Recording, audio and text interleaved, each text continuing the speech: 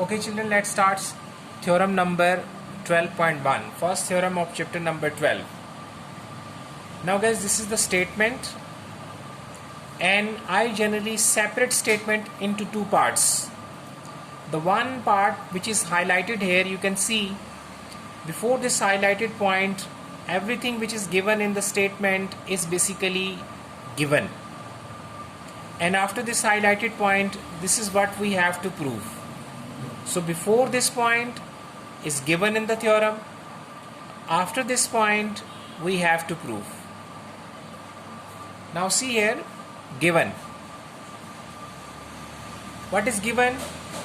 Before this highlighted point, see what is given here. Can I say in given statement there is a discussion of a line segment? Okay, that's why I have made here a line segment AB. So given is AB, which is a line segment, so I have used this bar. Bar means symbol for line segment. AB is a line segment. Okay, next one, right bisector of line segment. So this is line segment AB and this is LM is the right bisector. Right bisector means passing through midpoint, and these two angles, angle 1 and angle 2, they are congruent, means 90 degree, because this is right always makes 90 degree.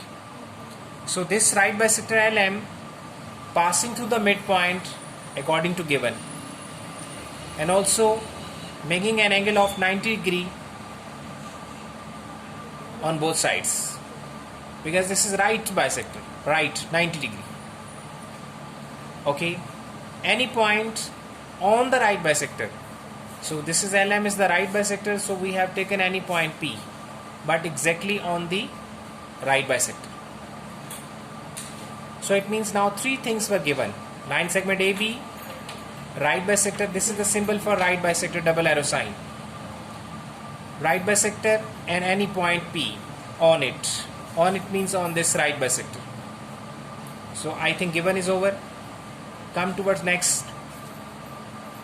Is equidistant from its endpoints. Equidistant means basically the point which lies on right bisector as P.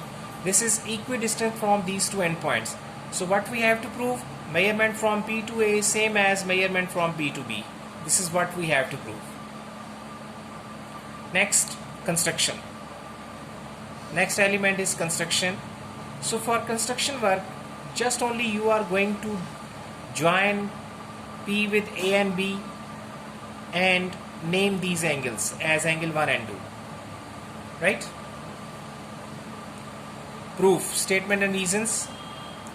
Girls, I am taking this triangle PMA and triangle PMB. So I am taking the correspondence of these two triangles. This is a symbol for correspondence.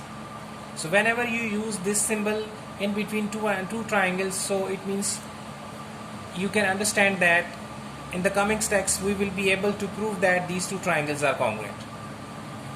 जहाँ कहीं भी आपको ये sign नज़र आ जाए तो आप समझ जाएं कि अब आगे चल के हम इन दो ट्राइंगल्स को कॉन्ग्रुएंट प्रूव करने जा रहे हैं.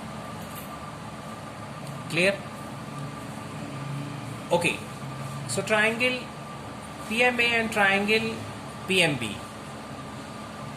So in these triangles, can I say, girls, this is common side between these two triangles, and common is always congruent. That's why reason we have written here, this is common side, that's why common side measurement by same. Next one is basically this is right bisector passing through the midpoint, so it means we can say measurement MA and measurement MB will be same because this was given. So measurement MA is same as measurement MB, reason was given. Now we were discussing about this side and these two sides. So what is the angle between existing here between these two sides here and there? One side we have angle 1, on the other side we have angle 2. So we have written here these two angles same, and each angle is 90. Why 90? Basically this was right bisector. Right bisector always makes 90 degree on both sides. So this is right 90 degree. That's why we have written here 90 degree. Now if you observe, we have two sides and included angle 1, two sides included angle 2 on the other side. So these two triangles are congruent. Basically triangle PMA and triangle PMB are congruent. Why are congruent? Because two sides included angle.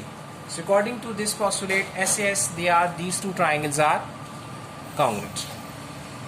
When girls these two triangles are congruent, so it means all the rest sides and angles will be same. But we will discuss only the side or angle which are relevant. Now these two triangles are congruent, then this triangle was PMA, PMB. So this is the third side. So third side basically will be same. The reason is these two triangles are congruent. That's why the corresponding sides will be same and congruent. That's why we have written here corresponding sides of congruent triangles, right? So when these two sides are same, then we can say any point lies on the right bisector is equidistant from the endpoints of a line segment. That's why we have written here proved. Okay, this was first theorem. I accept theorem is not so easy for the children, but I advise to you that girls, if you have any problem, so please you can discuss and share with me and repeat this theorem, statement of the theorem and definitions before theorem 12.1 and watch these videos again and again. Okay? Shabash.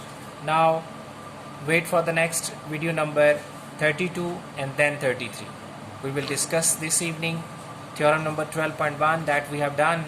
Now this is the turn for 12.2. But before that theorem, I will discuss some important definitions which are relevant to theorem number 12.2. Okay, now please watch next video number 32.